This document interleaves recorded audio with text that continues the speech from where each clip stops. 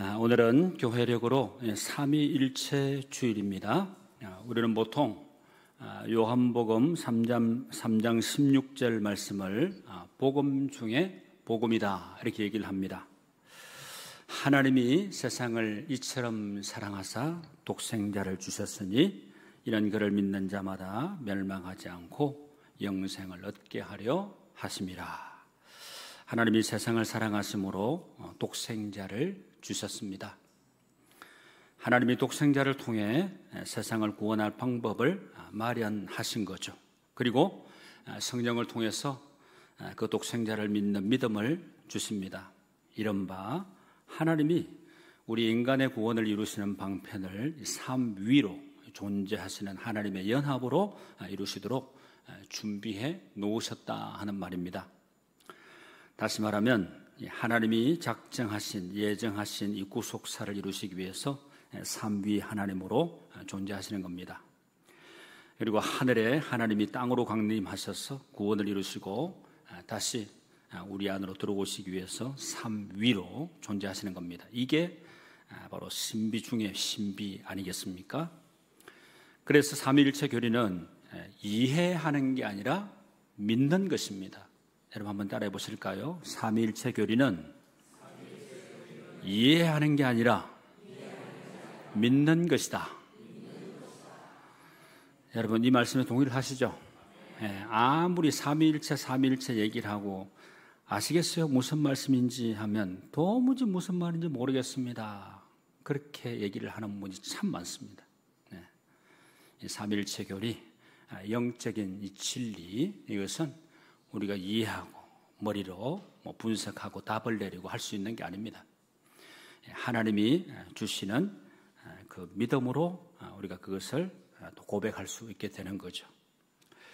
그래서 우리는 이렇게 기도해야 됩니다. 삼위일체 하나님을 이해하게 해주세요 라고 기도를 하지 말고 삼위일체 하나님을 믿는 믿음을 주십시오 이렇게 기도를 해야 되는 겁니다. 그리고 무엇보다도 이 하나님이 삼위로 존재하시는 결정적인 이유가 있습니다. 그것은 바로 임마누엘입니다. 여러분 임마누엘 많이 들어보셨죠? 하나님이 우리와 함께 하십니다. 여러분 제가 임마누엘 해볼 테니까 여러분 그 뜻을 한번 읽어보십시오. 임마누엘 믿으십니까? 네, 임마누엘 주님이 우리와 함께 하십니다. 삼위일체로는 기독교 교리 가운데 가장 설명하기 어려운 교리 중에 하나이면서 굉장히 중요한 신앙관입니다. 제가 이 삼위일체 교리 이렇게 말씀을 이렇게 담긴 그 내용이 담긴 말씀을 준비할 때는 꼭 삼위일체에 관한 책을 읽는다든지 그 자료들을 여러 가지를 제가 봅니다. 왜냐하면 엉뚱한 소리를 하게 되면 안 되니까 바로 얘기를 해야 되지 않겠습니까? 그래서 자료를 참 많이 봤는데 이단에서도 인터넷에 자료를 엄청 많이 올려놨어요. 여러분 이 신학 선지동산이라고 하는 신학교에서 공부를 하는 게 별것 아닌 것 같지만 엄청나게 중요합니다. 이 카테고리 프레임을 이 체계를 잡아주는 거기 때문에 이단이 얘기한 거고 그리고 이단이 아닌 정통교단에서 얘기한 거고 이것을 분별할 수 있어요. 신학 공부를 안 하면 이 말이 그 말인 것 같고 저 말이 그 말인 것 같고 이렇게 됩니다. 그래서 목회자들 대단한 사람 아닙니다. 그러나 선지동산에서 하나님의 그 학문 신학을 공부한 사람이기 때문에 이 카테고리, 이 프레임, 이 체계를 알고 있기 때문에 이단의 정설인지 정통교단의 교리인지 이것을 분별하는 그런 능력은 꼭 갖추고 있어야 되는 거죠. 그래서 여러분들에게 간간히 이렇게 신학적인 것을 좀 한 번씩 터치를 하면서 말씀을 드릴 때 여러분들이 잘 들으실 필요가 있습니다. 바로 여기서 우리가 한 가지 질문을 할 수가 있는데 여러분 지난 주일이 성령강림주일이었죠? 그리고 오늘이 삼위일체 주일입니다. 왜? 성령강림주일 첫 번째 주일 보내고 오늘 그러면 성령강림절 두 번째 주일 이렇게 광고가 나가면 되는데 왜 갑자기 삼위일체주일이냐? 이런 질문을 할 수 있을 겁니다. 그 이유는 바로 오순절 성령님이 강림하심으로 삼위일체의 신비가 확실하게 그리고 분명하게 드러났기 때문입니다. 이 창조사역을 주도적으로 감당하셨던 이 성부 하나님께서 아들 성자 예수님을 보내시고 성자 예수님이 이 땅에서 구속사역을 다 감당하신 후 부활성천하시면서 약속하신 성령 하나님을 보내주셨습니다. 이렇게 성부 하나님은 성자 예수님을 통하여 성령 안에서 일하십니다. 그래서 삼위일체 성부, 성자, 성령 하나님은 본질상 동일한 분이신데 그 사역에 있어서 구분이 되는 것입니다. 여러분, 이것을 제가 더 말씀을 드리고 싶은 마음도 있지만 더 말씀을 많이 하다 보면 인간적인 이 해설에 불과하기 때문에 여러분, 이 삼위일체 교리는 어떻게 해요? 하나님이 우리를 깨닫게 해주시고 내가 고백하게 해주셔야 되는 거다 말씀을 드렸죠. 제가 아무리 설명을 많이 해도 우리 한강이 있고 무슨 한강 상류가 북한강이고 그 다음에 팔당댐이고 그 다음에 서울의 한강이고 이래 설명하다 보면 이단이에요. 그거 벌써. 나무가 무슨 뿌리가 있고 줄기가 있고 가지가 있고 이렇게 얘기하면 그 자체가 이단이에요. 벌써. 이렇게 그 다음에 물이 수증기로 되고 이런 얘기들이 참 많이 있어요. 이런 얘기들을 갖다 붙이다 보면 이상한 쪽으로 결국 흘러가게 돼 있어요. 그러니까 삼위일체 교리, 신학적인 것 이런 것들은 사람이 가타부타 얘기할 필요가 하나도 없습니다. 기도하시면서 주님, 제가 깨닫고 고백할 수 있게 해 주십시오. 이 기도가 중요하다 그랬죠. 여러분, 믿음도 뭐라 그랬습니까? 내 의지로 내 힘으로 갖게 되는 게 믿음이 아니라 그랬죠. 믿음은 뭐라 그랬죠? 하나님의 선물이라 그랬습니다. 하나님의 선물. 하나님께서 가장 귀한 것을 우리에게 주셨는데 그 선물이 바로 믿음이라는 겁니다. 여러분, 교회력 삼위일체론에 대해서는 이 정도로 말씀을 드리고 오늘 본문의 말씀을 제가 전합니다. 오늘 우리가 읽은 본문은 이사야 선지자가 하나님으로부터 소명을 받은 장면을 소개하고 있습니다. 먼저 1절 말씀을 보십시오. 우시야 왕이 죽던 해에 내가 본즉 주께서 높이 들린 보좌에 앉으셨는데 그의 옷자락은 성전에 가득하였고 그랬습니다. 이사야 선지자는 우시야 왕이 죽던 해에 하나님을 만나 배웠습니다.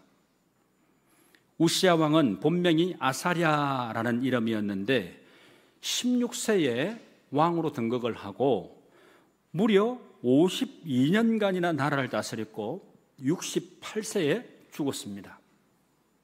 그런 비교적 훌륭한 통치로 이스라엘 남유다 왕국을 번영케 한 왕입니다. 그런데 이 우시야 왕은 그의 나라가 강盛해지고 왕권이 강화되고 보니 교만한 마음이 생기게 되었습니다.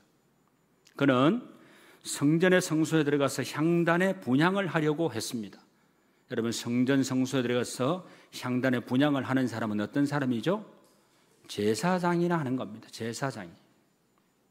그런데 자기가 왕이라고 하려고 했던 것, 이건 월권행위인 거죠. 분명히. 향불을 피우는 향단은 성소 안, 여호와의 전 성소 안에 있는 건데 여기는 제사장 중에도 담당 제사장만이 들어오는 것이고 왕이라고 해도 들어갈 수 없는 곳입니다. 이때 대제사장 아사랴가 여호와의 용맹한 제사장 80명을 거느리고 그의 뒤를 따라 들어가서 왕의 곁에 서서 말을 합니다. 역대하 26장 18절 말씀해 보면 우시야 왕 곁에 서서 그에게 이르되 우시야여, 여호와께 분향하는 일은 왕이 할 바가 아니요 오직 분향하기 위하여 구별함을 받은 아론의 자손 제사장들이 할 바니 성소에서 나가소서. 왕이 범죄하였으니 하나님 여호와에게서 영광을 얻지 못하리이다. 그렇게 촉구의 말을 합니다. 왕이라고 해도 이점 해보다가 내가 잘못했구나 이렇게 생각을 하고 나갔으면 좋았을 건데 우시야가 손으로 향로를 잡고 이 분향을 하려고 하다가 도리어 화를 버럭 내었습니다. 그가 제사장에게 화를 낼 때 여호와의 전 안 향단 곁 제사장들 앞에서 그의 이마에 나병이 생겨났습니다. 대제사장 아사랴와 모든 제사장들이 왕의 이마에 나병이 생긴 걸 보고 성전에서 급히 쫓아내고 여호와께서 치심으로 왕도 속히 나갔다, 이렇게 기록을 합니다. 그러니까 더 이상 성전 안에 머물다가는 죽을 수도 있겠다, 그렇게 생각을 한 겁니다. 우시야 왕은 죽는 날까지 나병 환자가 되어서 여호와의 전 마당에도 들어가 보지 못하고 별궁에 갇혀 살았고, 그 나라는 그의 아들 요담이 물려받게 된 겁니다. 이사야 선지자는 바로 그런 상황에서 나라의 장래를 위해서 기도하던 중에 높이 들린 보좌에 앉으신 만군의 여호와를 만나 뵙게 된 겁니다. 이것을 통해서 우리가 깨닫게 되는 것은 모든 인류의 역사의 배후에는 만군의 여호와 하나님이 계시다 하는 사실입니다. 그래서 어떤 상황이 발생한다고 해도 그러한 어려움 속에서 절망하거나 또한 쉽게 세상과 타협해서는 안 되는 겁니다. 이사야 선지자가 하나님으로부터 소명받은 과정에서 깨달은 것이 있습니다. 첫째, 하나님의 사역에 우리를 동참시키고 있다 하는 겁니다. 하나님의 사역에 동참시킨다. 여러분 8절 말씀 같이 한번 읽어보실까요? 시작. 내가 또 주의 목소리를 들으니 주께서 이르시되 내가 누구를 보내며 누가 우리를 위하여 갈꼬 하시니 그때에 내가 이르되 내가 여기 있나이다 나를 보내소서 하였더니. 이사야 선지자가 하나님의 소명을 받는 장면이 참 재밌습니다. 그러니까 하나님의 거룩한 환상을 보고 이사야 선지자는 기겁을 합니다. 왜냐하면 자신의 죄가 하나님 앞에 명약관하게 다 드러났기 때문입니다. 그래서 여러분 5절 말씀을 보십시오. 그때에 내가 말하되 화로다 나여 망하게 되었도다. 나는 입술이 부정한 사람이요 나는 입술이 부정한 백성 중에 거주하면서 만군의 여호와이신 왕을 배웠음이로다 하였더라. 이사야는 부정했던 자신의 모습이 보여지자 망하게 되었다, 이렇게 탄식을 할 정도였습니다. 하나님은 자신의 죄로 인해서 깊이 절망하는 이사야에게 스랍, 즉 천사 하나를 보내어서 제단에서 뜨거운 돌을 이 부젓가락으로 씹어가지고 날아와서 이사야의 부정한 그 입에다가 댑니다. 그리고는 본문 7절 말씀에 보니까 보라 이것이 내 입에 닿았으니 내 악이 제하여졌고 내 죄가 사하여졌느니라, 이렇게 엄청난 죄 사함의 용서를 받게 됩니다. 그러면서 하나님이 이렇게 말씀을 합니다. 내가 누구를 보내며 누가 우리를 위해 갈꼬. 여러분 생각해 보십시오. 이 상황이 현재 하나님 앞에 있는 사람이 누구밖에 없습니까? 많은 선지자가 있는 게 아닙니다. 딱 한 사람, 누구밖에 없죠? 이사야 선지자 한 사람밖에 없습니다. 그런데 누가 우리를 대신해서 갈 것인가 라고 안타까운 마음으로 하나님께서 말씀을 하시니까 그 상황을 보고 있는 이사야의 마음이 움직인 겁니다. 마음이 동했다는 거죠. 여기서 우리는 기회를 주시고 선택하게 하시고 나아가 거룩한 사역에 동참시키시는 하나님의 마음을 엿볼 수가 있습니다. 그래서 우리는 하나님 나라 사역에 동참하고 또한 동참시키는 인생이 되어야 됩니다. 하나님은 자신의 사역을 기쁘게 나누기를 원하십니다. 그래서 자주 묻습니다. 이렇게 묻죠. 내가 누구를 보내며 누가 우리를 위해 갈꼬. 하나님의 귀한 사역에 동참하며 또 좋은 것을 함께 나누고 동참시키는 저와 여러분의 삶이 될 수 있기를 축복합니다.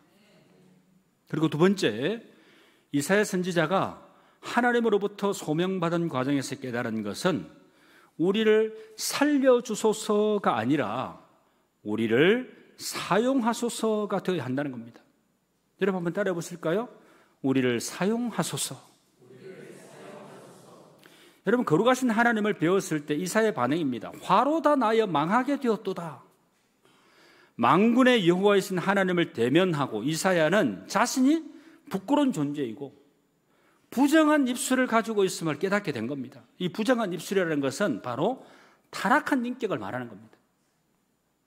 그래서 본문 5절 말씀에서 공동번역본은 이렇게 해석을 하고 있습니다. 큰일 났구나. 이제 나는 죽었다. 나는 입술이 더러운 사람들 틈에 끼어 살면서 만군의 야훼, 여호와, 야훼, 나의 왕을 눈으로 뵀다니.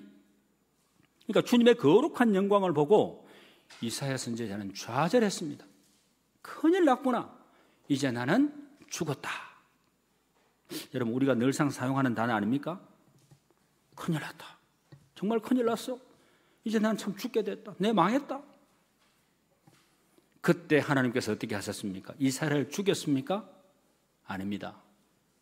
오히려 이사야를 새롭게 하셨습니다. 하나님은 어떤 분이신가요?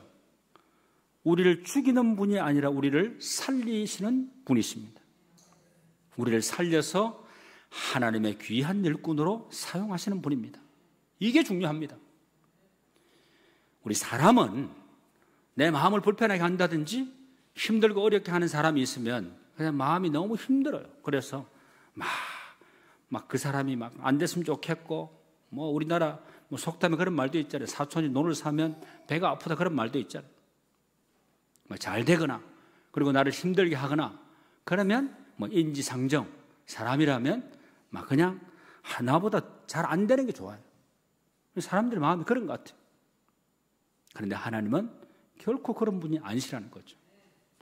문제가 있는 사람이 그 문제를 해결하고 하나님의 은혜를 입고 하나님의 그 거룩한 사역에 충성할 수 있도록 일꾼으로 세워주시고 귀하게 쓰시는 하나님이시라는 거죠.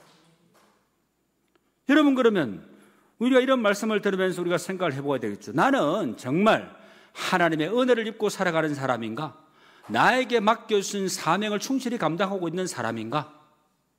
나는 다른 사람을 유익하게 하는 사람인가? 이 공동체에 유익이 되는 사람인가?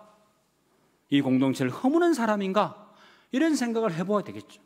그리고 뒤에 제가 오늘 말씀을 정리하면서 저는 주제 하나를 여러분들에게 말씀을 드릴 텐데, 예배에 대한 주제입니다.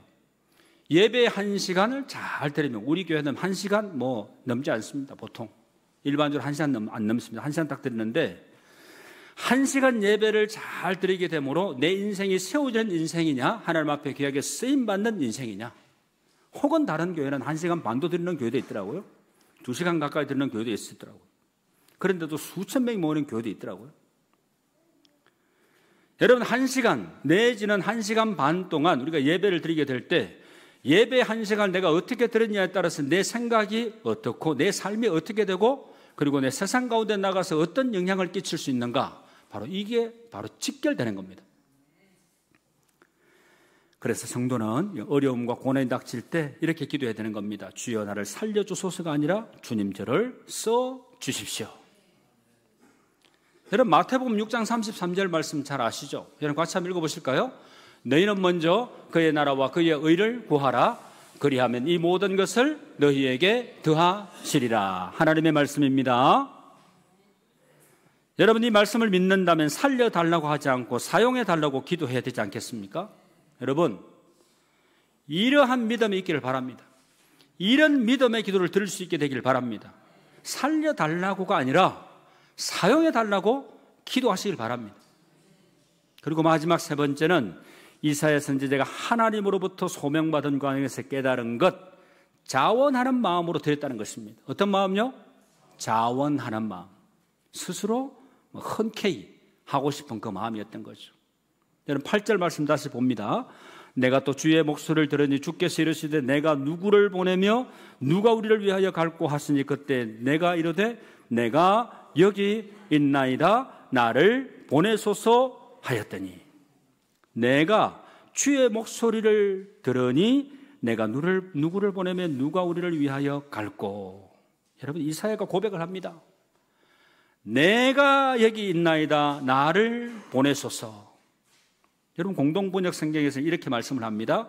그때 주의 음성이 들려왔다. 내가 누구를 보낼 것인가? 누가 우리를 대신하여 갈 것인가? 제가 여기 있지 않습니까? 저를 보내십시오 하고 내가 여쭈었더니 이렇게 기록이 되어 있습니다. 여러분, 이 부분을 묵상하면서 저는 한 분이 생각이 났습니다.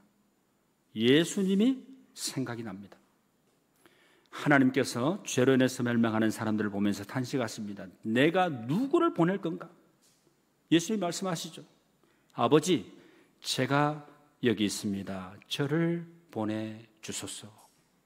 어쩌면 우리 예수님도 이사야와 같이 이렇게 고백하지 않았을까 생각해 보았습니다. 예수님의 이 마음은 어떤 마음입니까? 자원하는 마음입니다. 이사야의 마음은 어떤 마음이겠습니까? 자원하는 마음 아니겠습니까? 이 자원하는 마음, 하나님께서 우리를 사용하고자 하실 때 우리의 반응은 바로 자원하는 마음입니다. 이 마음을 하나님이 기쁘게 받으십니다. 시편 51편 12절 말씀 같이 한번 읽으시죠. 주의 구원의 즐거움을 내게 회복시켜 주시고 자원하는 심령을 주사 나를 붙드소서. 아멘. 주님, 저에게 자원하는 심령을 주옵소서. 이러한 믿음의 고백을 드리는 여러분이 되시기를 축복합니다. 저는 오늘 하나님의 말씀을 전하면서 예배의 중요성과 예배자의 자세에 대해서 강조를 좀 하고 오늘 말씀을 정리하고 싶습니다. 그런 측면에서 나는 진정한 예배를 드리는 사람인가? 진정으로 은혜를 받고 있는가? 이 문제를 진지하게 우리 자신에게 물어보아야 됩니다. 여러분, 김남준 목사님이 쓰신 책 예배의 감격에 빠져라 하는 책이 있습니다. 예배의 감격에 빠져라 하는 이 책에 보면 이런 말을 합니다. 당신의 예배는 하나님을 만나는 예배입니까? 라고 질문을 하면서 이런 말을 합니다. 예배의 감격 없이는 신앙의 기쁨도 없습니다. 신자는 예배의 감격으로 오늘도 승리합니다. 예배의 감격에 빠져라. 예배의 감격이 있는 신앙으로 돌아가자. 이 말은 예배 본질과 중요성을 언급하고 하나님이 진심으로 원하시는 예배의 정신을 설명하는 거라고 생각을 합니다. 참된 부흥과 영적 회복을 위해 영과 진리로 드리는 예배, 하나님을 만나는 예배 회복을 이야기하고 있는 것입니다. 예배는 단지 종교적인 의식이 아닙니다. 예배의 목적은 하나님께 영광을 돌리는 것입니다. 그리고 이 일은 하나님을 인격적으로 깊이 만남으로 가능해집니다. 또 거기에 구원과 위로, 세상을 이길 능력이 있는 것입니다. 이사야 선지자는 우시야 왕이 죽던 해에 하나님의 성전에 나아가서 예배를 드리게 되었습니다. 이사야는 성전에 와서 기도하는 중에 살아계신 하나님을 만나는 체험을 하게 됩니다. 그러므로 우리의 예배는 하나님께 드리는 것이어야 되고 하나님을 체험하는 것이어야 하는 것입니다. 여러분, 시편 146편 3절 4절 말씀에 보면 이렇게 말씀을 합니다. 귀인들을 의지하지 말며 도울 힘이 없는 인생도 의지하지 말지니 그의 호흡이 끊어지면 흙으로 돌아가서 그날에 그의 생각이 소멸하리로다. 세상의 군왕들은 호흡이 끊어지고 흙으로 돌아가고 열조에게로 돌아가지만 여호와께서 당신의 사랑하는 백성들을 버리시지 않고 영원히 통치하신다는 것을 알게 합니다. 그리고 시편 146편 10절 말씀 이렇게 말씀하죠. 같이 읽습니다. 시온아, 여호와는 영원히 다스리시고 내 하나님은 대대로 통치하시리로다. 할렐루야. 아멘. 유다 왕은 죽었지만 이스라엘의 하나님은 지금도 그리고 영원히 살아 계십니다. 하나님은 오늘도 우리와 함께 하시면 우리를 보호하십니다. 우리를 지켜보시고 구원하십니다. 그래서 우리는 지금 살아계신 하나님, 영원하신 하나님, 전능하신 하나님께 예배를 드리고 있습니다. 여러분, 예배는 하나님께 드리는 거죠. 예배 순서를 진행하는 몇몇 사람들이 영광을 받는 게 아닙니다. 전능하신 하나님, 우리를 지으신 창조주 하나님, 영원하신 하나님에게 찬송과 영광을 올려드리는 그게 바로 예배입니다. 우리가 하나님 앞에 나아갈 때는 우러러보고 경외하는 마음으로 나아가야 됩니다. 이 경외한다 하는 이 말은 히브리 원어로 야레하는 이 말인데, 야레하는 이 말은 두려워하다, 무서워하다 하는 의미입니다. 다시 말하면 존경하는 마음, 높여드리는 마음, 두려운 마음이 있어야 제대로 예배를 드리는 것이죠. 그래서 오늘 여러분 3절 말씀 보십시오. 본문 3절 말씀에 서로 불러 이르되 거룩하다 거룩하다 거룩하다 만군의 여호와여 그의 영광이 온 땅에 충만하도다 하더라 말씀합니다. 여러분, 진정한 예배는 하나님께 찬양을 올려드리는 겁니다. 우리는 스랍들처럼 하나님의 거룩하심을 찬송해야 합니다. 스랍이라는 영물은 천사와 다르게 날개를 가지고 있는데, 그것도 오늘 본문의 말씀에 보니까 6개의 날개를 가지고 있죠.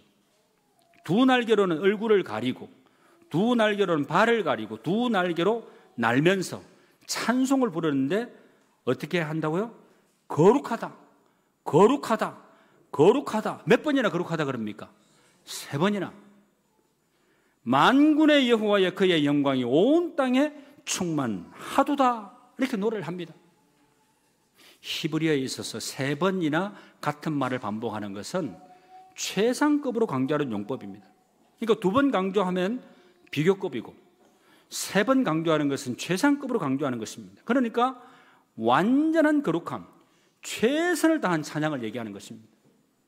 여기 본문에 나오는 하나님은 우리라고 하는 복수로 기록이 되어 있어서 우리를 위해서 갈고라고 하는 것으로 볼 때, 구약에서 창조 시에 우리의 형상을 따라 우리의 모양대로 우리가 사람을 만들고, 그런 말씀 하셨지 않습니까? 여러분, 오늘은 삼위일체주일입니다. 이 거룩하다, 거룩하다, 거룩하다 만군의 여호와의 그의 영광이 온 땅에 충만하도다 라는 이 찬송은 성삼위 하나님, 성부와 성자와 성령 하나님에게 돌리는 노래인 것입니다. 스랍들이 2날개로 얼굴을 가린 것은 하나님의 영광의 광채를 보지 않기 위함이었고, 발을 가린 것은 지극히 겸손을 나타내려고 하는 것입니다.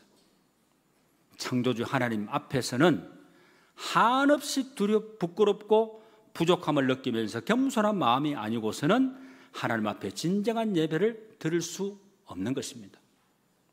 거룩한 두려움으로 하나님 앞에 나아가야 됩니다. 겸손한 마음으로 하나님 앞에 나아가야 되는 것입니다. 여러분, 찬양은 힘이 있죠. 스랍들이 부르는 찬송으로 문지방의 트가 요동하며 성전의 연기가 충만했다, 오늘 그렇게 말씀을 합니다. 그러므로 우리는 찬송을 부를 때 힘을 다하고 열정을 다해서 찬양해야 됩니다. 그런데 이날 이사야 선지자는 엄청난 화가 미칠 것을 보았습니다. 그러니까 전에 우시야 왕은 레위 사람이나 제사장도 아니면서 분향하려고 하다가 나병에 걸렸는데, 자기는 지금 만군의 여호와이신 왕을 뵙고 있는 겁니다. 이사야가 탄식을 하고 있습니다.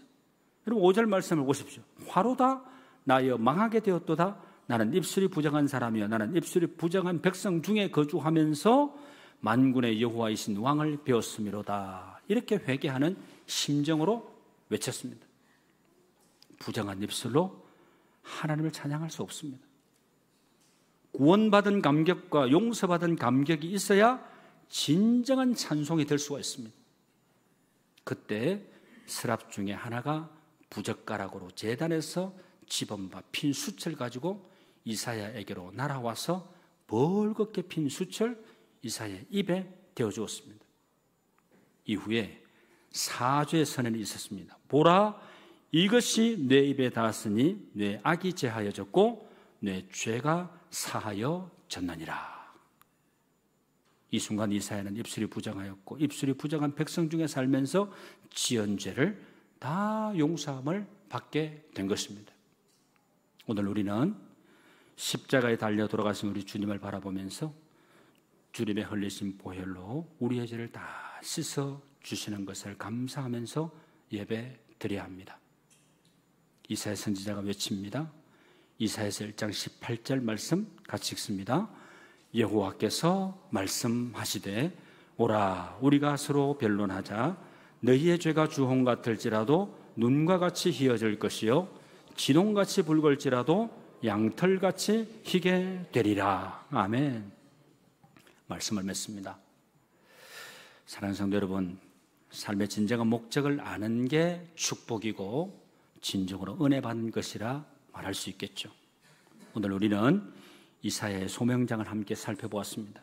겉으로는 부강했지만 스스로 병들어 가던 이스라엘의 영적 상황 속에 하나님께서는 이사야에게 하나님의 성전을 보이셨습니다. 오늘 우리도 이사야와 같이 하나님의 부르심 속에 동일하게 서 있습니다. 죄인된 우리를 거룩하게 하시고 일꾼으로 부르신 그 소명을 따라서 우리가 살아가는 곳에서 복음에 합당한 삶을 살아가실 수 있게 되기를 축복합니다. 진정한 예배는 하나님의 음성을 듣고 헌신을 결단할 수 있을 때 진정한 예배요, 진정한 은혜 받은 사람의 모습이라 할 수 있습니다. 저를 사용해 주십시오 라고 결단하는 그런 결단의 마음에 하나님께서 은혜 주시고 능력 주심으로 세상에서 승리하고 선한 영향력 끼치고 영적 지도력을 나타내는 믿음의 성도님들이 다 되시기를 우리 주님의 이름으로 축원합니다. 기도드리겠습니다. 하나님 아버지, 겉은 부요하나 속은 썩어가던 유다를 보시며 탄식하신 아버지의 부르심에 내가 여기 있나이다 나를 보내소서 화답했던 이사야 선지자처럼 우리 또한 주님의 부르심에 순종과 충성으로 나아가게 하여 주시고 하나님의 표적이 되어 세상 가운데 복음에 합당한 언행으로 빛을 비추는 사명자요 온전한 예배자의 삶을 살게 하여 주옵소서. 예수님의 이름으로 기도하옵나이다. 아멘.